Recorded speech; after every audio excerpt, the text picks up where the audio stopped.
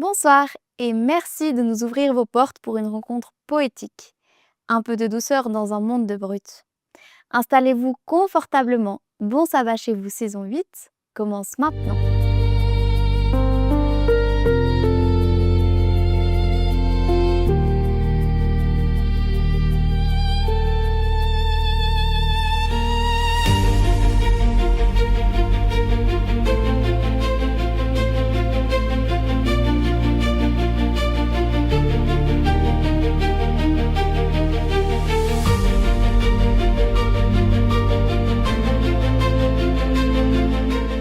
Bienvenue à Bon ça va chez vous. Je suis ravie de vous retrouver après la courte pause due aux 10 jours de prière 2026. Si vous n'avez pas eu l'occasion d'écouter ce podcast, retrouvez les 10 émissions d'Espoir Média sur Spotify et Apple Podcasts. Mais revenons à notre moment. On ne perd pas une minute de plus. Ces chants qui suivent vont nous permettre d'entrer tout de suite et pleinement en connexion avec Dieu. On se retrouve juste après.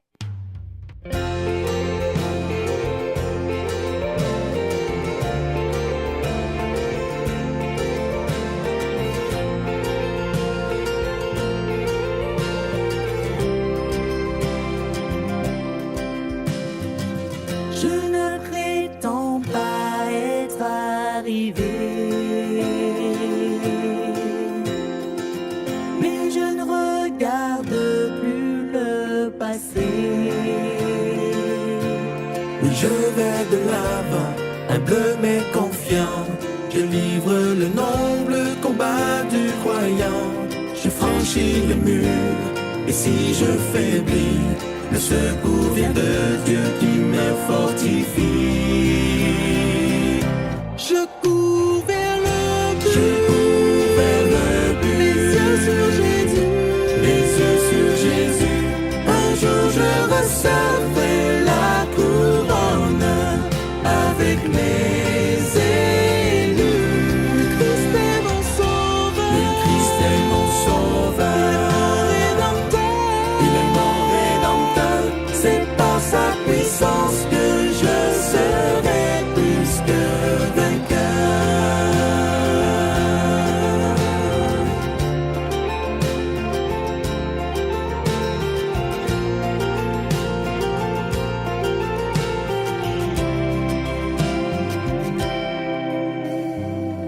J'ai reçu un appel du Seigneur.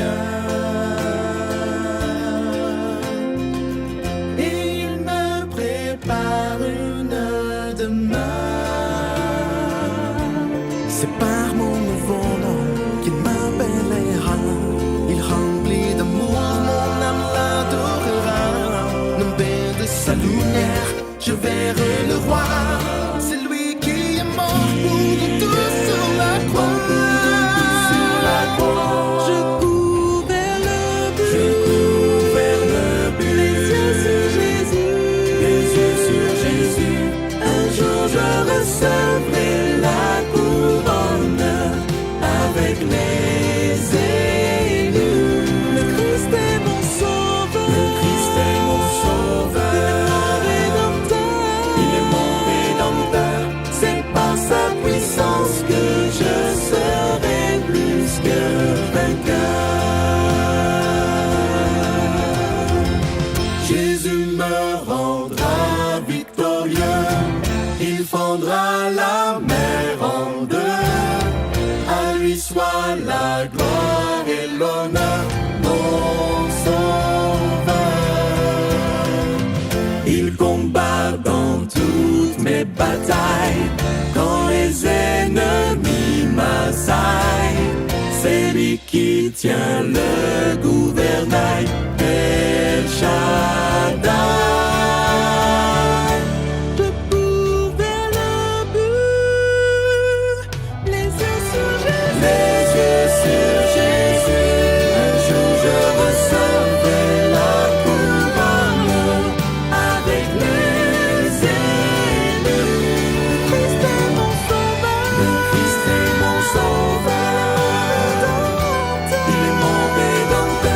C'est par sa puissance que je serai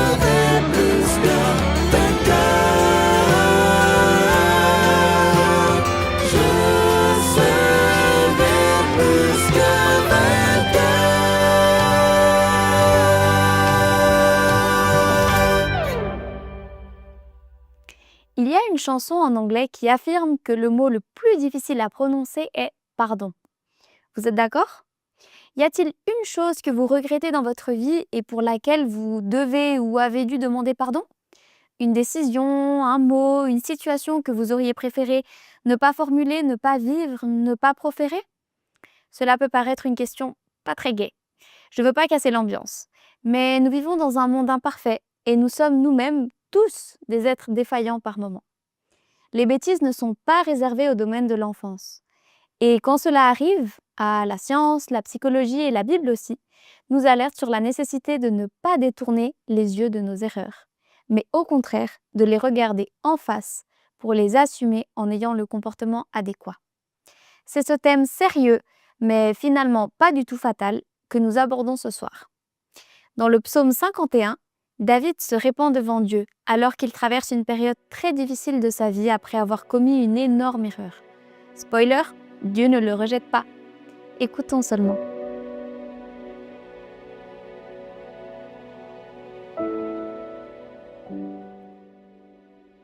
Ça vous est déjà arrivé de répondre « ça va » alors qu'au fond, ça n'allait pas vraiment.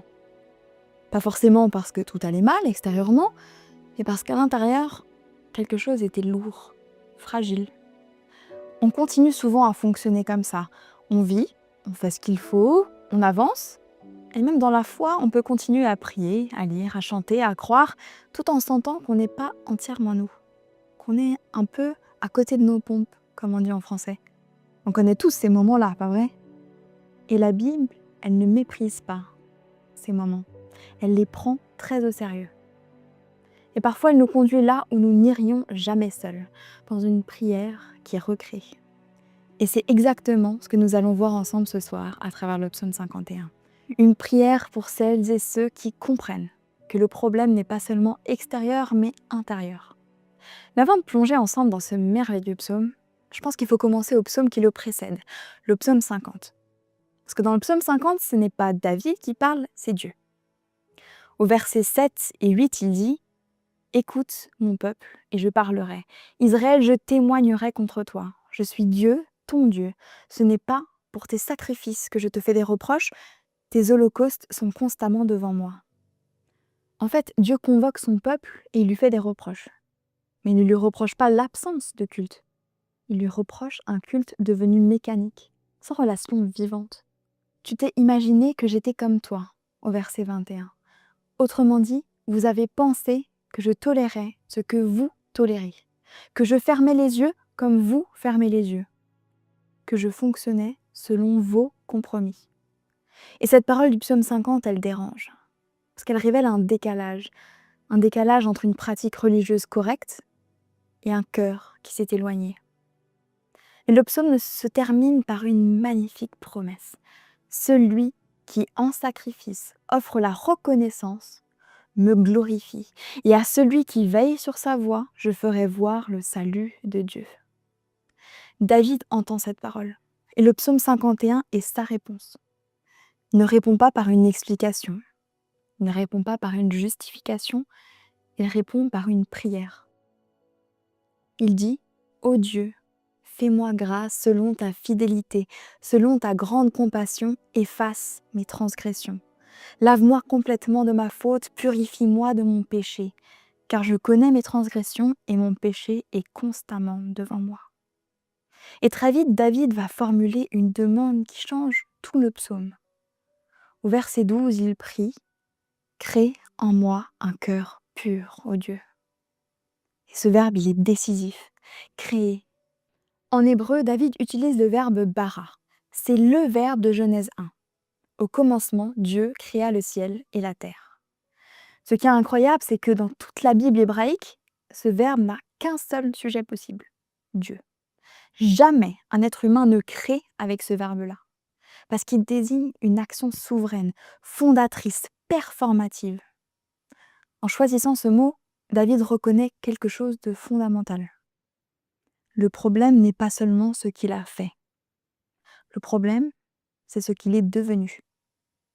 Et je crois que beaucoup d'entre nous se reconnaissent là, même si on ne sait pas toujours comment l'exprimer. David ne demande pas une correction de morale. Il ne demande pas un effort supplémentaire, Il demande une œuvre créatrice. C'est pas la première fois que l'on voit le cœur de cette manière dans la Bible.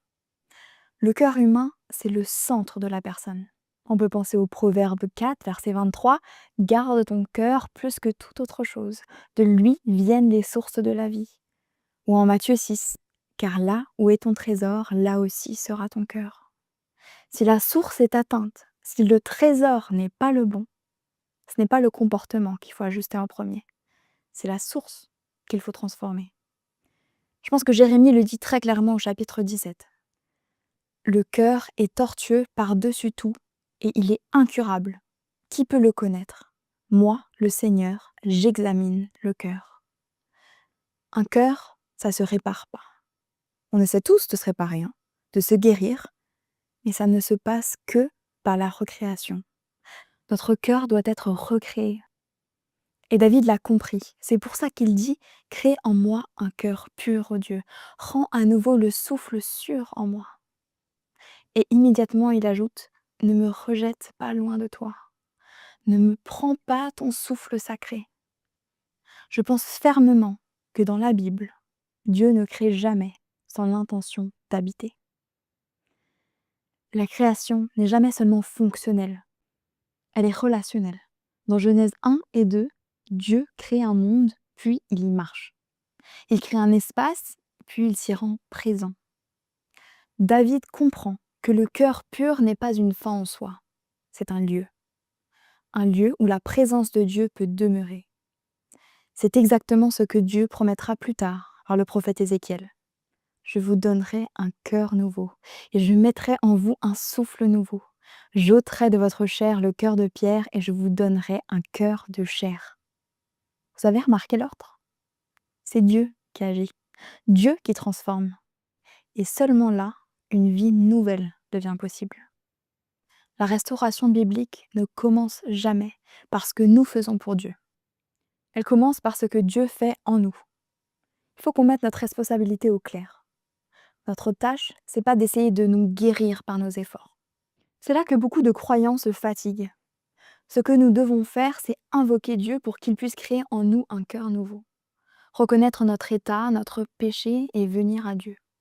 On peut essayer de vivre avec un cœur qui aurait besoin d'être recréé, mais c'est pas viable. David nous apprend à prier autrement. Parce que dès le départ, la création est pensée comme un lieu de communion.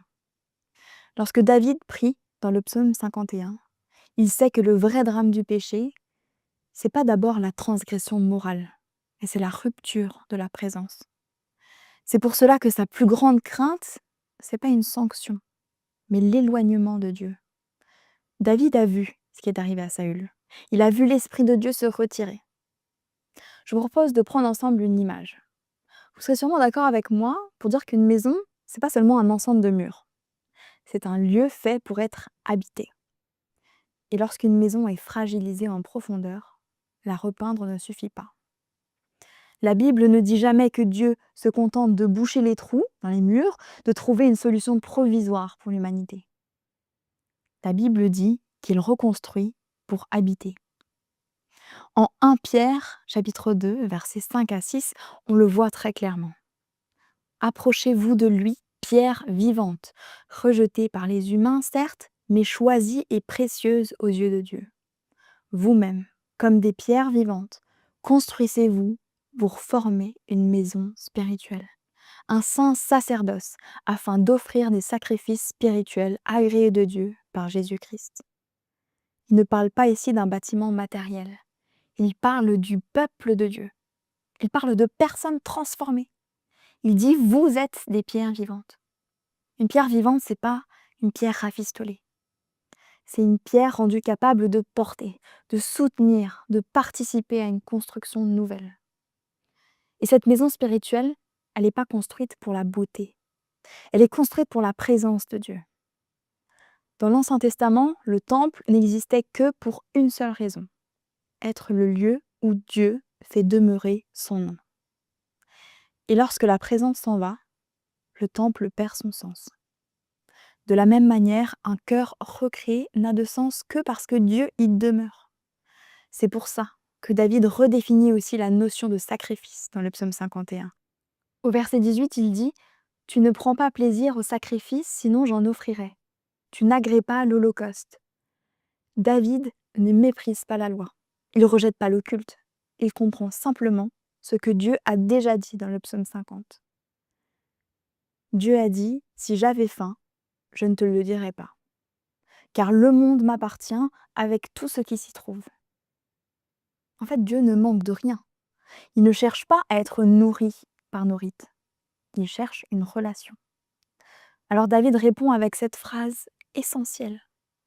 Les sacrifices de Dieu, c'est un esprit brisé, un cœur brisé, écrasé. Ô Dieu, tu ne le méprises pas. Dans la Bible, un cœur brisé, c'est pas un cœur détruit émotionnellement.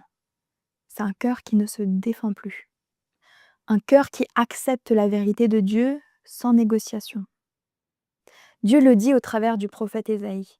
J'habite dans les lieux élevés et dans la sainteté, mais je suis avec l'homme contrit et humilié, afin de ranimer les esprits humiliés, afin de ranimer les cœurs contrits. Paul reprend cette logique en Romains 12. Je vous encourage donc à offrir votre corps comme un sacrifice vivant, saint et agréé de Dieu. Voilà quel sera pour vous le culte conforme à la parole. Remarquons encore l'ordre.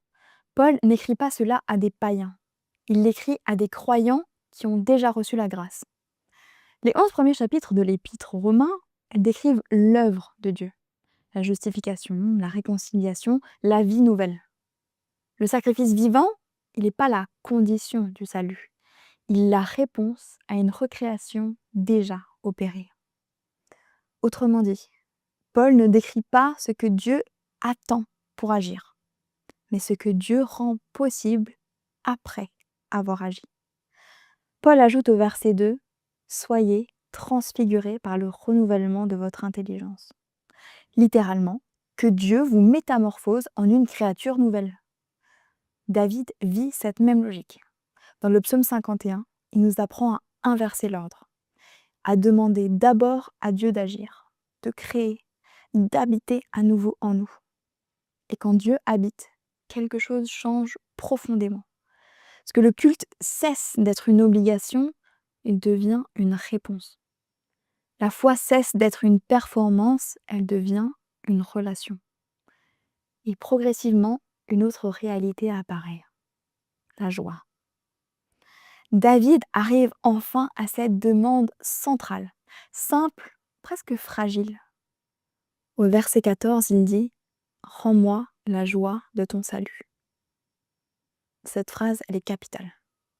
Elle dit beaucoup plus que ce qu'elle semble dire en premier abord. David ne demande pas une joie vague, un bien-être passager. Il ne demande pas une émotion agréable pour aller mieux. Il demande la joie du salut. Autrement dit, la joie qui naît lorsque la relation avec Dieu est restaurée, lorsque la présence est retrouvée, lorsque le cœur recréé peut de nouveau vivre devant Dieu sans masque. Et surtout, David ne dit pas « donne-moi la joie ». Il dit « rends-moi la joie ». Parce que cette joie, elle a déjà existé, mais elle a été perdue. Mais elle peut être restaurée. Pour moi, la Bible, elle est claire là-dessus.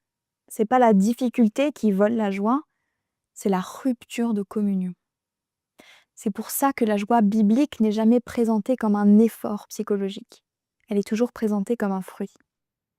Jésus dira « Je vous ai dit ces choses afin que ma joie soit en vous et que votre joie soit parfaite. » Dans ce passage, Jésus parle de demeurer en lui, de rester attaché au cep, de vivre dans la relation.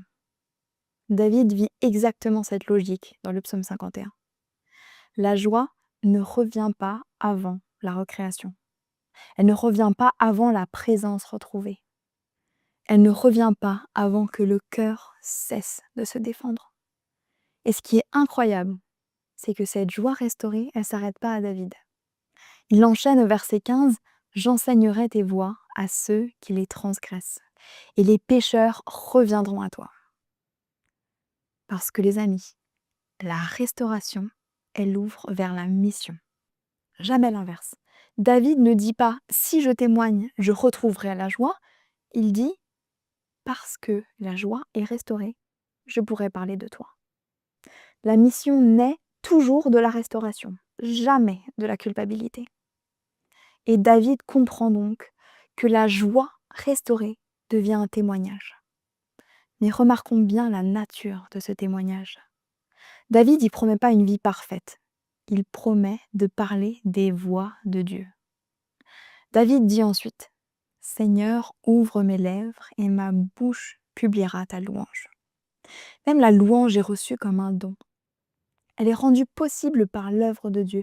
Elle devient le langage naturel d'un cœur restauré. Et tout cela nous ramène à la grande trajectoire biblique que nous avons suivie depuis le début. Dans la Genèse, Dieu crée pour habiter. Dans les prophètes, Dieu promet un cœur nouveau.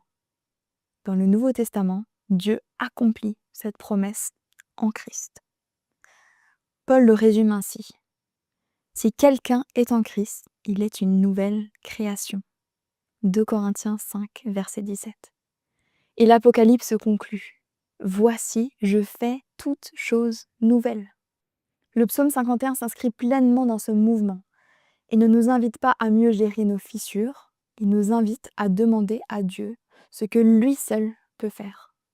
Créer à nouveau et pour un but précis, demeurer en nous. Parce que là où Dieu demeure, la joie finit toujours par revenir. Alors aujourd'hui, la question est, est-ce que j'ose demander à Dieu une œuvre créatrice en moi? Est-ce que j'accepte de renoncer aux justifications? Est-ce que j'accepte que Dieu ne répare pas simplement, mais qu'il refonde? David nous montre un chemin libérateur, un chemin qui passe par la vérité, par la recréation, par la présence retrouvée et qui aboutit à la joie. Rends-moi la joie de ton salut. Alors cette semaine, je vous invite à relire cette belle prière de David dans le psaume 51 et que vous puissiez vous l'approprier. Je vous souhaite un bon sabbat chez vous.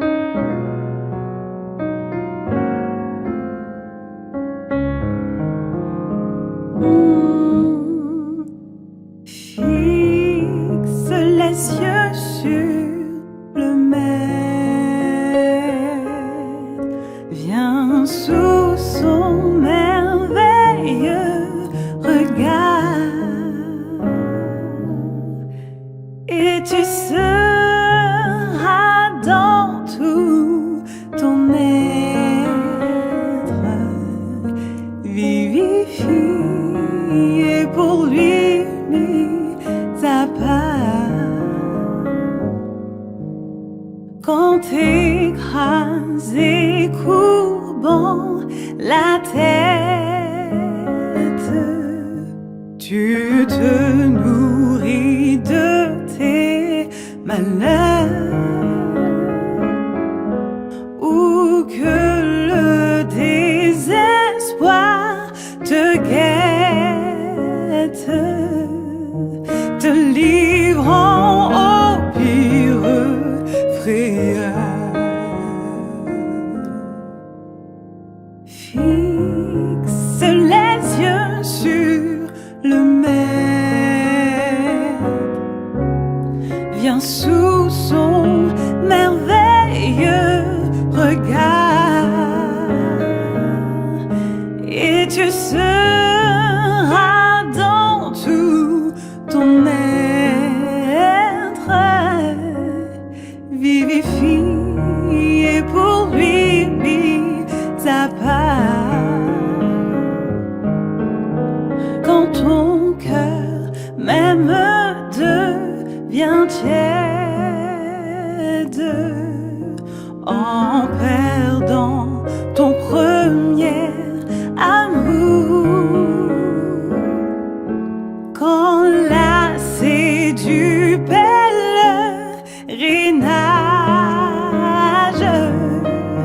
ton œil ne le discerne plus.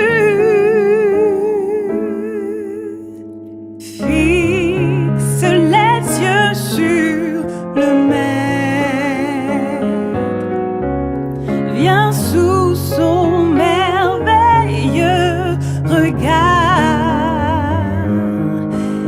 et tu seras dans tout ton être vivifié pour vie mis à part. Oh,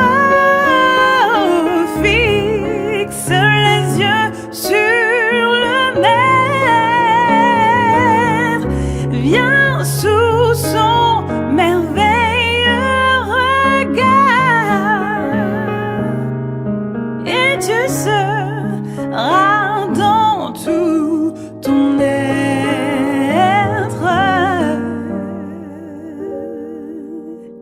vivifié pour vie mis à